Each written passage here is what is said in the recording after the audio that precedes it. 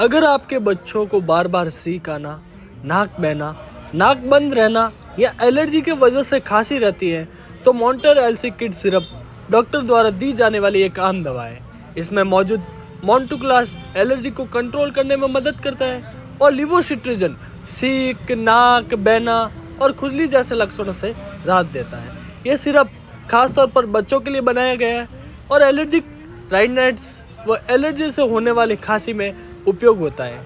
आमतौर पर इसे रात में एक बार दिया जाता है, लेकिन सही डोज बच्चों की उम्र और वजन के अनुसार डॉक्टर तय करते हैं। ध्यान रखें, बिना डॉक्टर की सलाह के बच्चों को कभी नहीं दवा दें। धन्यवाद।